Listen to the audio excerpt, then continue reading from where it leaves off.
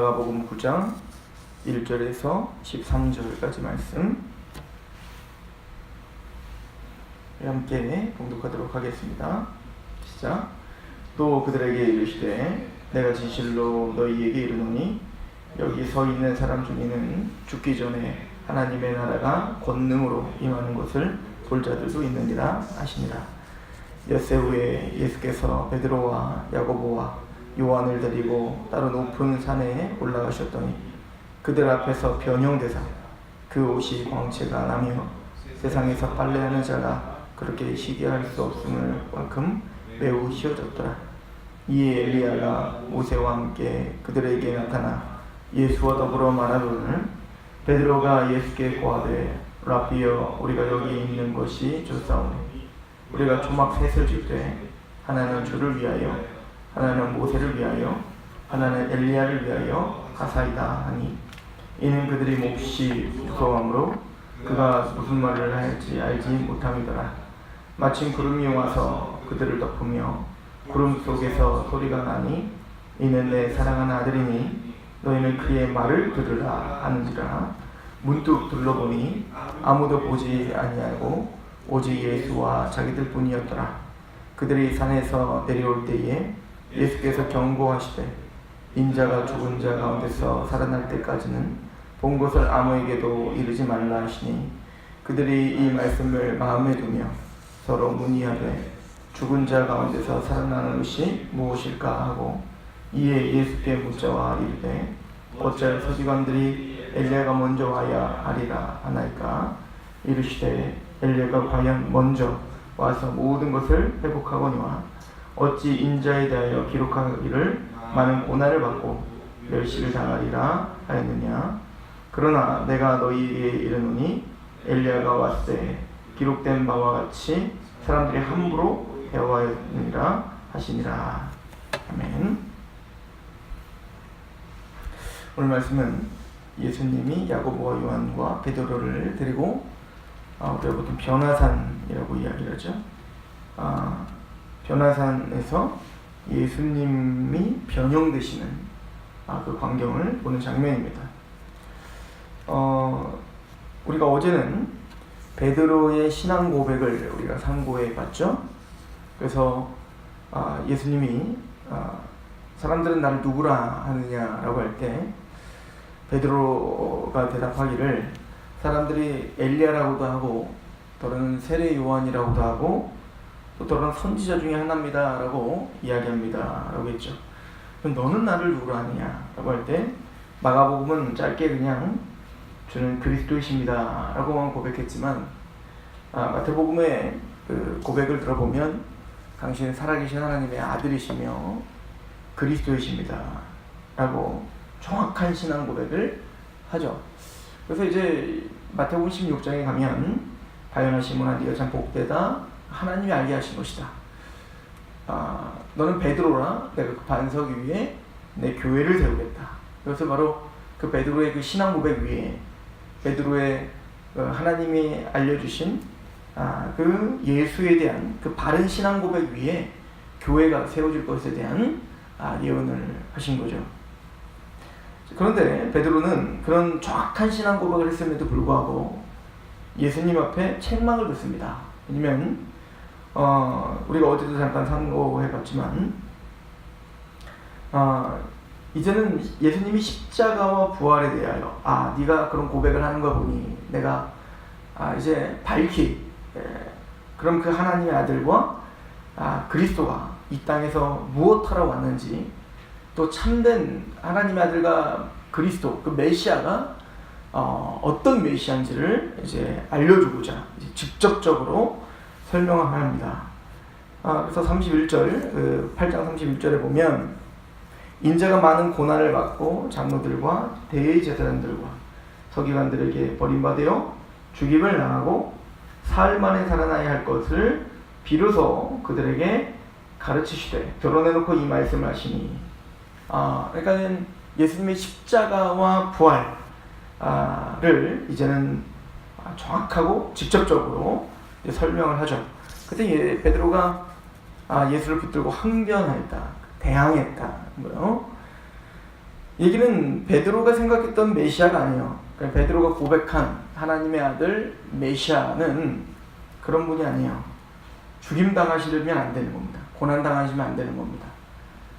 영광스럽게 예루살렘에 입성하셔서 예루살렘을 평정하시고 더 나아가 로마를 평정하고 전 세계를 평정해서 다윗의 나라, 다윗과 솔로몬이 구가했던 그 영광스러운 이스라엘, 가장 찬란했던 이스라엘, 그런 육적인 이스라엘을 세계 중심의 나라로 만들 메시아야 돼요. 근데 그 예수님이 죽는다면 자기가 생각하고 자기가 꿈꿨던 나라가 무너지는 거예요. 사실은 나중에 가룟 유다가 예수님을 떠나는 이유도 거기 있는 겁니다. 가룟 유다는 민족주의자였습니다. 그래서 그 예수를 통하여 로마를 정복하는, 우리로 말하는 독립운동가였던 거죠. 근데 그 예수님의 기적과 표적, 또 예수님 오병이어를 통해서 먹이시는 일들, 이런 것들을 통해서 뭔가 할 수 있을 거라고 생각했던 거예요. 그런데 그 예수님이 죽을 것이다, 고난당할 것이다, 그것이 하나님의 나라의 일이다, 도저히 납득할 수가 없었던 겁니다. 나중에는 팔아버렸던 거죠. 군중들도 마찬가지였던 거죠. 그들이 꿈꿨던 메시아는 자신들을 잘 먹고 잘 살게 해줄 메시아였습니다. 그런데 예수님이 약속하시는, 또 계속 말씀하시는 것은 알아듣지 못할 말씀이었다고요. 특히 내가 죽어야 된다, 고난당해야 된다는 것은 도저히 납득할 수가 없었던 거예요. 그래서 정확한 신앙 고백을 해요. 하나님이 알려주셔서 보고 있어요. 예수님이 누군지를 보고 있지만 자신의 신앙 고백은 희미한 것이었습니다. 즉 자신의 신앙 고백은 하나님이 계획하신, 또 성경이 말씀하시는 그런 예수가 아니었던 것입니다. 그래서 우리가 지난 시간에도 상고했지만 이 베드로의 신앙 고백 전에 바로 베세다의 맹인이 눈을 뜨는 장면이 굉장히 중요한 용도로 지금 배치되어 있다는 것을 우리는 상고했죠.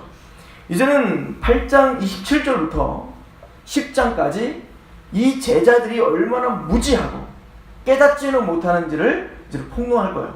그리고 그 무지한 그 제자들을, 베드로를 비롯한 모든 무지한 제자들을 이제는 예수님께서 설득하는 장면이 이제는 진행되고 있다는 것을 우리는 명심하셔야 됩니다. 베세다의, 그래서 그 8장 27절과 10장 그 사이에 어떤 사건이, 장치가 딱 배치가 되어 있죠. 베세다의 맹인을 고치는 장치와, 그리고 10장 마지막은 뭘로 끝나냐면 바로 우리가 잘 아는 맹인 바디메오가 회복되는 장면으로 지금 두 기둥이 이 지금 단락을 마감하고 있다는 거예요. 무슨 얘기입니까? 보지 못한다는 겁니다. 무지하다는 겁니다. 깨닫지 못하는 겁니다. 그것을 지금 우리에게 각인시켜 주고 있는 것입니다. 그러나 이 베세다의 그 맹인을 고치는 장면을 보면 첫 번째 안수했을 때, 진흙을 발랐을 때 봅니다. 보나 나무가 돌아다니는 것처럼 보입니다. 희미한 거죠. 제대로 보이지 않는 거예요. 흐릿합니다. 그때 주님께서는 다시 한번 안수하셔서 분명하게 보게 하시죠. 마찬가지로 지금 제자들이 그렇다는 거예요. 지금까지 예수님이 이 땅에 오셔서 공생애를 시작하시면서 제자를 불렀습니다. 사람 낳는 어부가 되리라. 너희들이 자격이 돼서 부른 것이 아니라 레위, 마태를 부르면서 바로 너희들은 죄인이기 때문에, 죄인이지만 너희를 불렀다. 그래서 나는 죄인들, 건강한 자에게는 내가 의원이 쓸 데가 없고 병든 자에게 의원이 쓸 데 있다. 너희들은 죄인이다. 이걸 보고자 한 거죠. 그리고는 12제자를 불러 자기가 원하여 불렀다. 즉 예수님의 주권적인 은혜, 하나님의 주권과 하나님의 은혜로 너희를 불렀다라는 것을 강조했습니다. 그래서 주님과 함께 있게 하고 전도도 하며 라고 이제 제자를 부르는 장면이 3번이나 있죠. 그런데 그들은 드디어 그래서 예수님이 누구신지를 고백하게 됐습니다. 당신 살아계신 하나님의 아들이요 그리스도이십니다. 그런데 보고 있으나 희미하게 보고 있는 거죠. 보고 있으나 그 하나님의 아들 그리스도라는 그 말의 내용이 뭔지를 몰라요. 내용이 담겨있지 않는 거예요.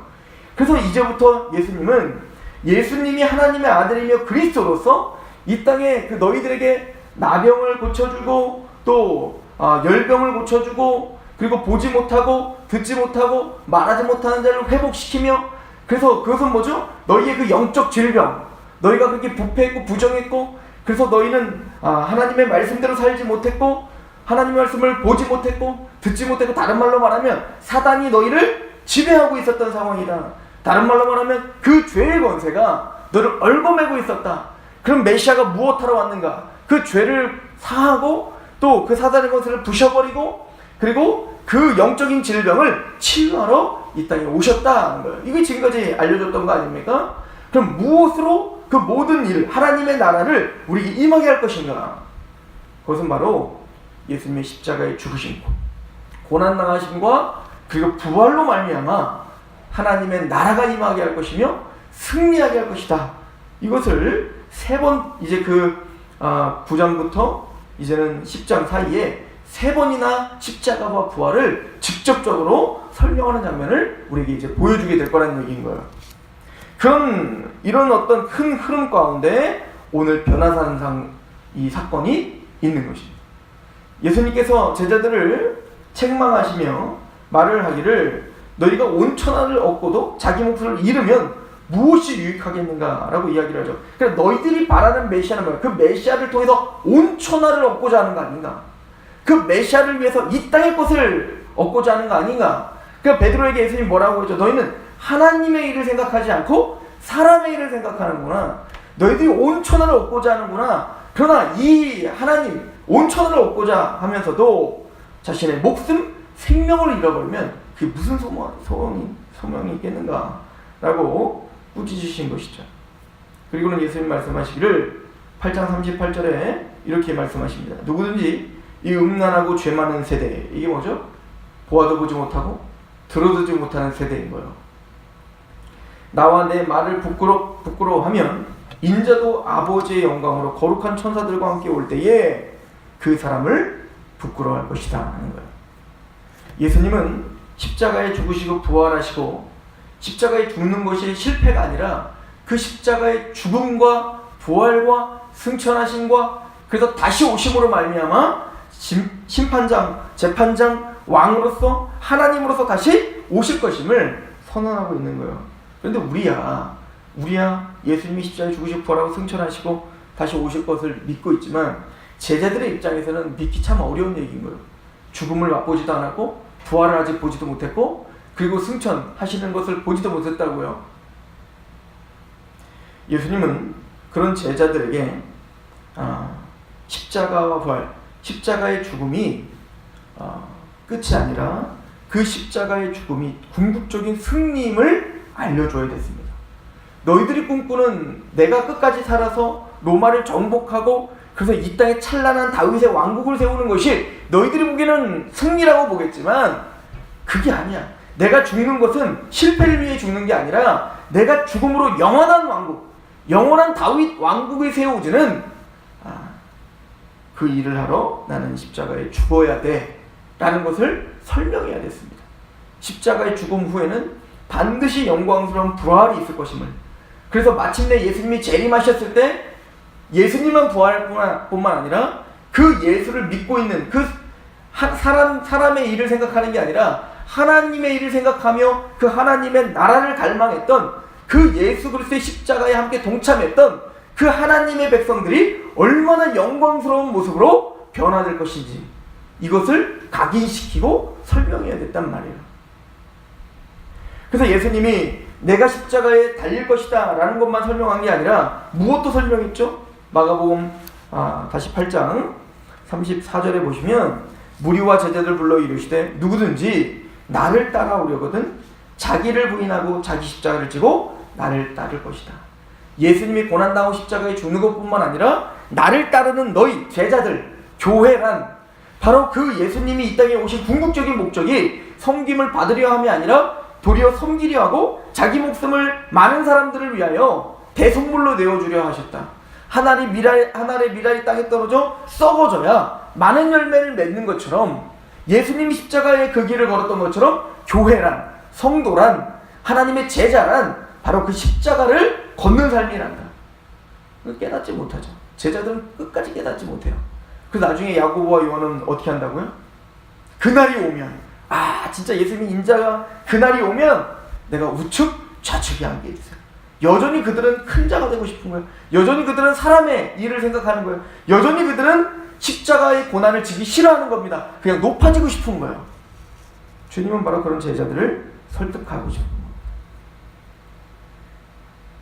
그래서 9장 1절에 또 그들에게 이르시되 내가 진실로 너에게 이르노니 여기 서 있는 사람 중에 죽기 전에 하나님 나라가 권능으로 임하는 것을 볼 자들도 있다 라고 이야기를 한 겁니다. 설득하시고 싶은 거예요. 예수님이 재림하셨을 때 얼마나 영광스러운 모습으로 이 땅에 그 영광스러운 하나님으로서 오시는지 이 제자들 중에 볼 자들이 있다 라고 예언하신 겁니다. 그리고 그 예언이 오늘 성취된 거예요.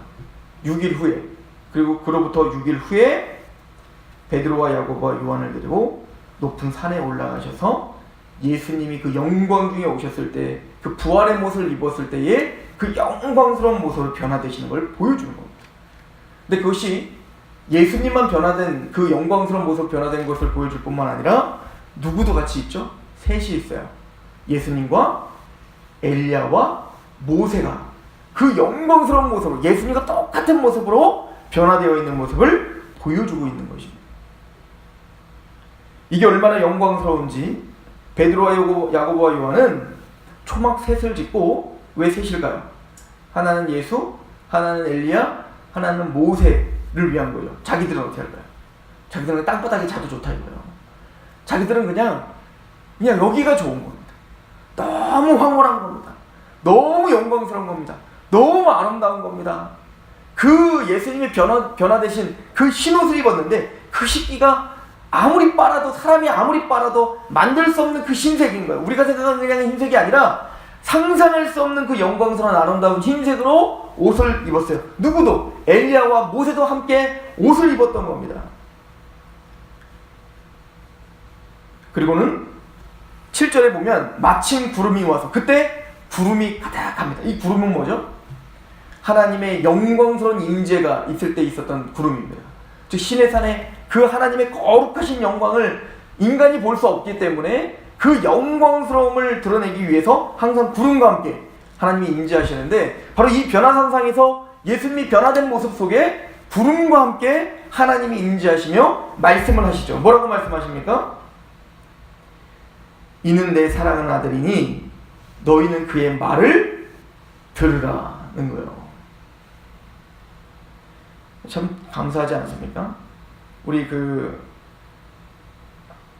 8장 38절에 보면 누구든지 이 음란하고 죄 많은 세대에서 나와 내 말을 부끄러워하면, 예수님의 십자가를 부끄러워하고 예수님의 말씀을 부끄러워한다. 이게 세상이죠.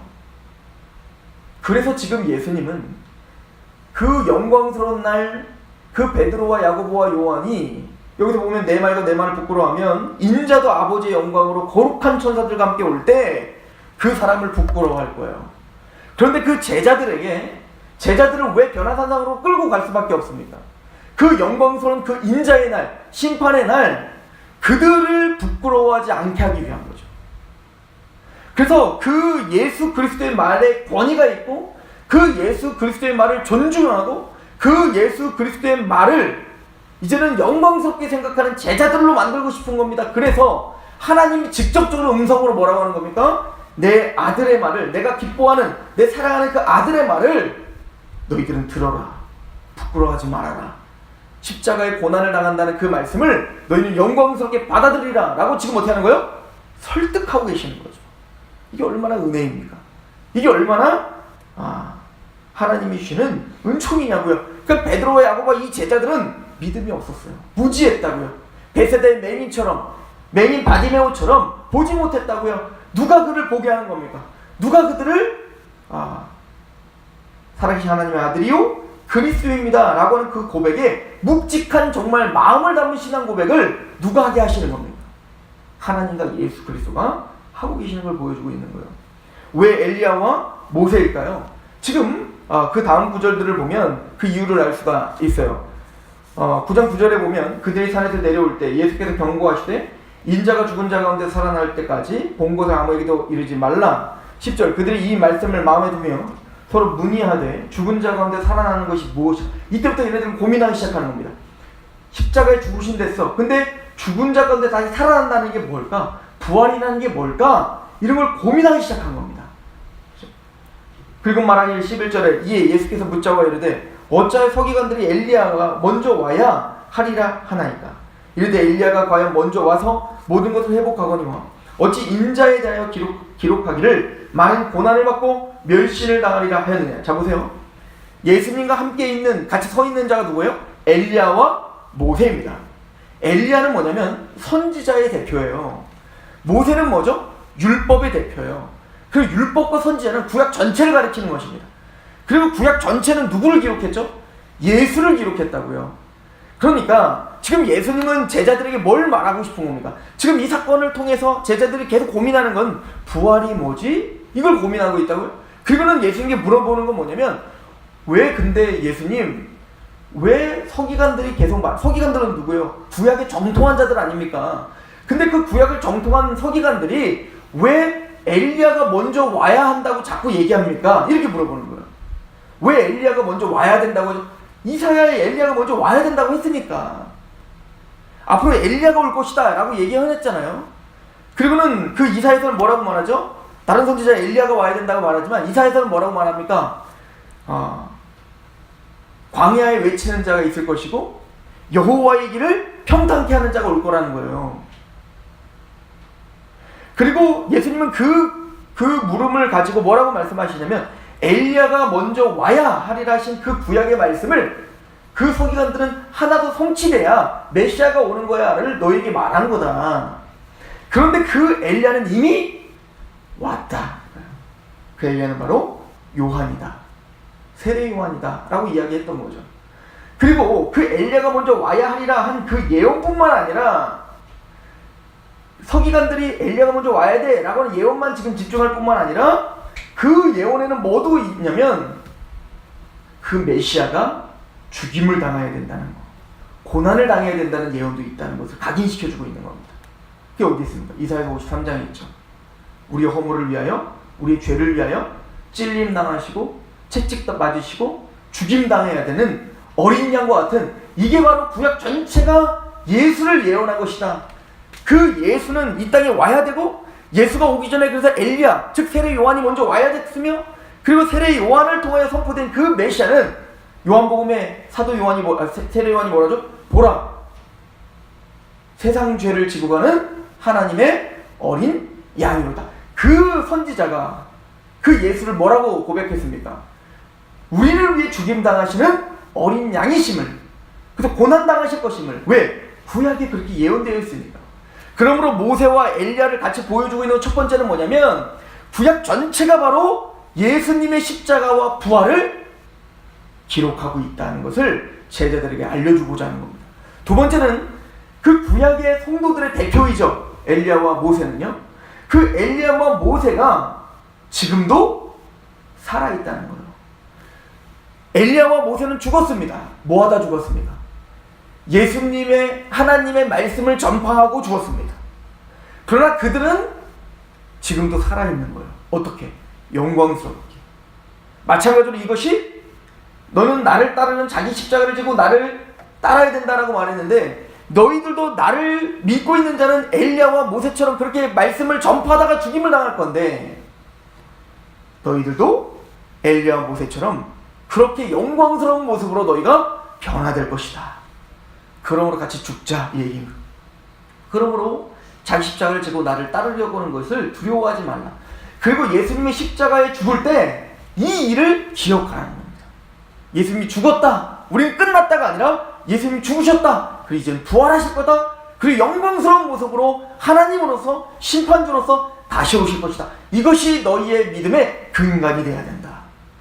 내가 너에게 보여줄 표적은 요나의 표적, 부활, 십자가의 죽음과 부활밖에는 없노라. 이것이 하나님의 나라를 이루는 방편이다 라는 것을 제자들에게 설득하시고 설명하시는 것입니다. 우리 또한 보지 못하는 자입니다. 예수님을 고백하지만, 메시아를 고백하지만, 하나님의 아들을 고백하지만, 우리의 신앙 고백이 때로는 하나님의 일이 아니라 사람의 일을 생각하며 고백할 수 있습니다. 그러나 예수님은 베사다의 그 맹인을 끝까지 분명하게 보게 하시는 은혜가 있었던 것처럼 이 제자들을 포기하지 않고 이 제자들을 분명하게 보는 자리까지 십자가와 부활을 명확하게 이해하고 그 십자가와 부활에 자신의 온 몸을 거룩한 산제물로 내어드릴 때까지, 그래서 마침내 제자들이 나는 십자가 외에는 알지 않기로 결정했고 십자가 외에는 자랑하지 않기로 결정했고 십자가 외에는 전하지 않기로 결정했고 내가 육체 가운데 사는 것은 이제는 나를 사랑하사 나를 위하여 십자가에 죽으신 그 예수 그리스도를 위하여 사는 것이라고 그 예수님의 십자가의 길을 걸을 때까지 주님 포기하지 않고 제자들을 인도하고 있는 그 견인과 은혜를 우리에게 보여주고 계시는 것입니다. 우리는 오늘도 그 십자가의 길을 걷는 자들입니다. 원래 우리를 제자라고 합니다. 그러나 그 십자가의 죽음은 반드시 영광스러운 부활로 귀결될 것이고 열매 맺게 될 것임을 주님은 가르쳐주고 있습니다. 그러므로 그 고난을 부끄러워하지 마십시오. 십자가의 길을 부끄러워하지 마십시오. 하나님의 일을 생각하고 그 하나님의 영광스러운 모습을 바라보며 오늘 닥치는 고난을 능히 인내하며 승리하는 우리가 되시길 축원합니다. 기도하겠습니다. 하나님 아버지, 너무나 감사합니다. 예수 그리스도의 은혜가 우리를 설득하고 우리를 인도하며 오늘도 그 영광스러운 하나님의 나라를 바라고 힘있게 승리하게 하는 줄 믿습니다. 예수 그리스도의 십자가를 생각합니다. 예수님의 부활을 기억합니다. 십자가의 고난이 없이는 영광스러운 그리스도의 부활이 없었듯 우리가 그리스도와 함께 영광스러운 그 기업의 영광을 누리기 위하여 오늘도 십자가를 달게 지고 우리 눈물을 닦아주실 그 예수 그리스도의 위로와 소망을 바라보며 오늘도 묵묵히 그 길을 걷게 하여 주시옵소서. 사람의 일이 아니라 하나님의 일을 생각하며 주님을 위해 오늘도 그렇게 예배자로 살아가는 산제물로 우리의 모든 전 인생을 주 예수께 전제로 내어드리는 그런 예배자가, 그런 왕같은 제사장들이 그래서 우리의 모습을 통해, 우리의 신앙 고백을 통해, 우리의 삶을 통해 거룩한 빛에 들어가게 하신 그 아름다운 덕을 선전하는 복음의 제사장들이 되게 하옵소서. 예수 그리스도의 이름으로 감사하며 기도합니다. 아멘.